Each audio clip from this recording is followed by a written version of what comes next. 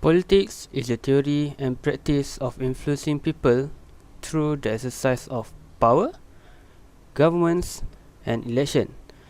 In theory, economics could be non-political. However, in reality, it's not so. Malaysia practices parliamentary democracy with constitutional monarchy. Millions of workers of all ages suffered job losses in coronavirus-driven regression, but the economic impact on young workers has been even more intense. Me, as a student myself, I hope that the economy will recover as soon as possible. Reopening the economy offers hope for the future and also for the economy and society. This is very important for our well-being but also for our country. In Malaysia politics, Parliament is the most important constitution in a country which practices the principles of democracy. Elected politicians could then weigh up this economic information and decide. But in reality, the economy and finance are always influenced by the political scenario of a country, and there is a great impact of political decisions and powers on the economy. Today, I will share to you about the impact of politics on economy and to share the interplay between economics and politics and its effect on economic growth.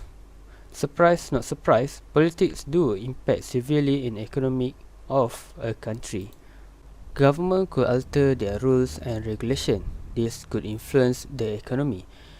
Regulatory change means the introduction of or any change in any applicable law, treaty, rule, regulation or guideline or in the interpretation of administration thereof by any governmental.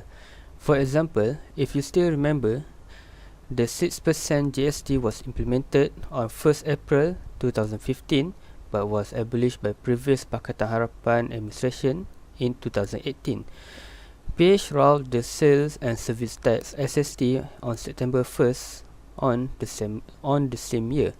The transition from GST to SST in Malaysia has a given and it takes. Its impact would indeed be felt over the long term, mainly in terms of cost of living and the strength of our ringgit. Time would tell whether or not the transition to SST is a bright move for us as a nation.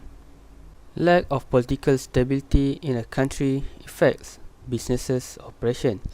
This is especially true for the company which operate internationally. For example, Vietnam is controlled entirely by the ruling party.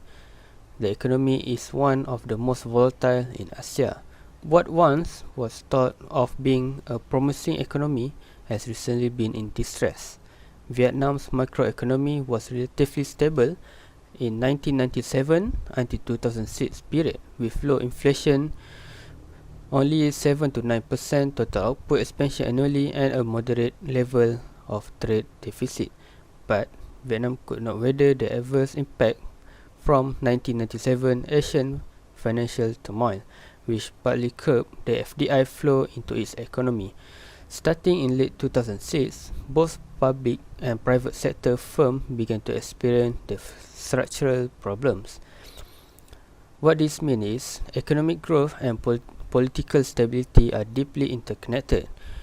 On the other hand, the uncertainty associated with an unstable political environment may reduce investment and the pace of economic development, and on the other hand, poor economic performance may lead to government collapse and political unrest.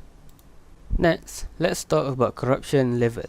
Not only does corruption affect economic development in terms of economic efficiency and growth, it also affects equitable distribution of resources across the population, increasing income inequality, undermining the effectiveness of social welfare programs, and ultimately resulting in lower level of human development.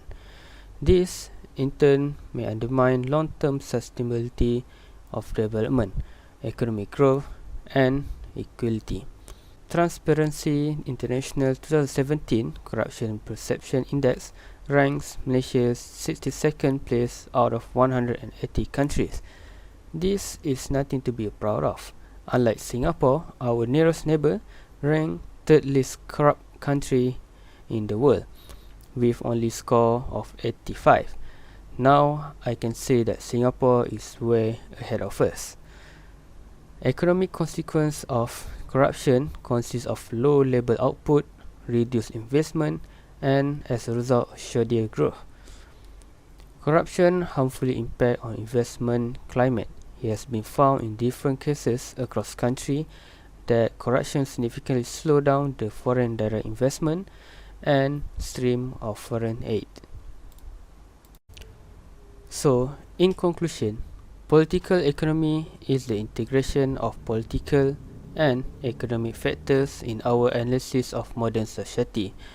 Economists and just about everyone would agree that politics and economics are intricately interwoven. Politics affect the economy, and the economy affects politics. This approach seems natural. So, to conclude this, I'm going to leave you with a quote by Walter Annenberg, an American businessman, investor, and diplomat.